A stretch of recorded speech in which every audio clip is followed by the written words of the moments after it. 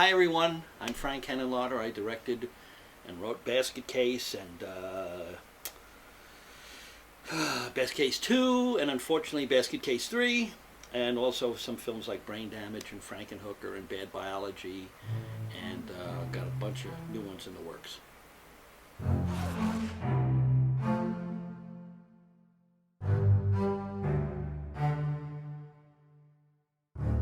The short films I did before making Basket Case are not real movies. I started making movies when I was a teenager. They're the kind of things you do in the backyard with with not even Super 8, regular 8mm. They weren't, they weren't commercial films. They were just. I didn't even show them to people. The purpose of the films I made before Basket Case was basically just to make them, not to show them. And they're just dumb movies full of a lot of pointless violence and weird humor. And I'm probably the only one who found them then entertaining. I certainly wouldn't now. And that's that. They're on the IMDb and they shouldn't be. They're not real movies.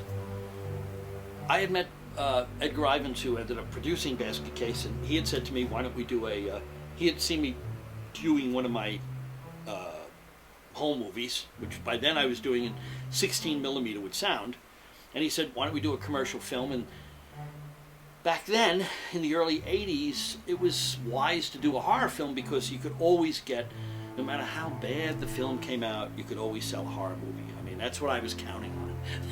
That no matter what piece of shit I make, it'll show someday on 42nd Street, okay? And, hopefully you'll make your money back. So the question was, what kind of movie? And I was just, basically, I didn't have an idea, so I was just playing with film titles in my head.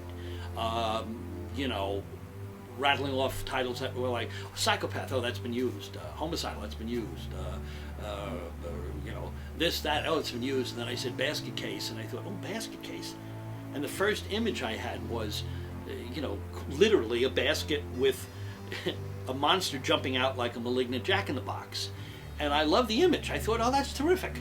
So I started writing this idea of a guy walking around, a normal person walking around with a basket with a monster in it. And I said it in Times Square, and I couldn't get very far with the story because it made no sense. Why would somebody walk around with a monster in a basket? It was just stupid.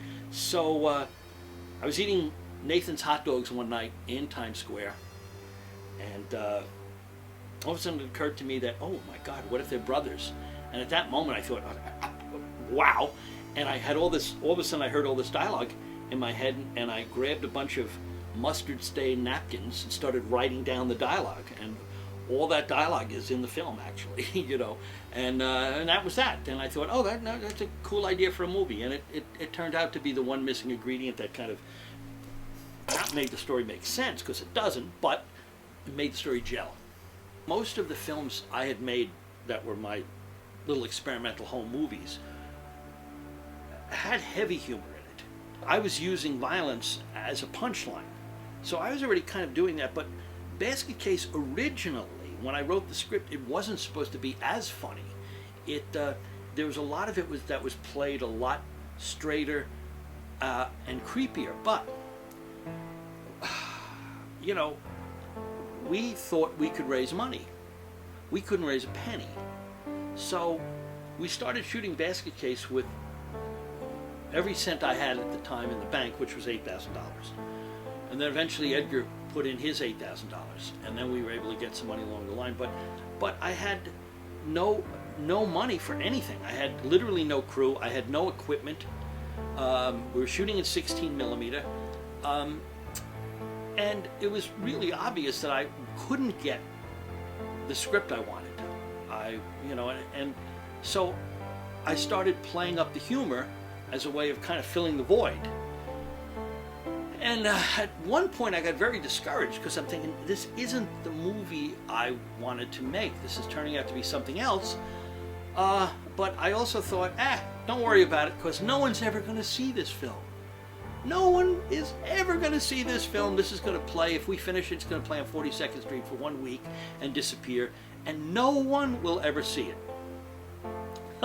So, and also I learned from that movies usually have, at least the ones I've made, have a life of their own. And I may go in there planning one thing, and real soon I see it's turning into something else, and now I go with the flow. I thought, well, that's the movie it wants to be. Let's let it become that movie. Invariably, it's probably more interesting than what I had originally planned. And I think the way Basket Case came out is probably a more entertaining and fun film than the version I had planned on making, just because of the humor. And also, I like the idea that, I mean, you're watching the film and it keeps you off kilter because, you know, what's coming up? A punchline or blood? And very often it's the same thing. The blood is the punchline. That's why the gore is so excessive. It's not real. It's you know, it's blood is fun. I think the combination of horror and humor in Basket Case really kept the audience on edge.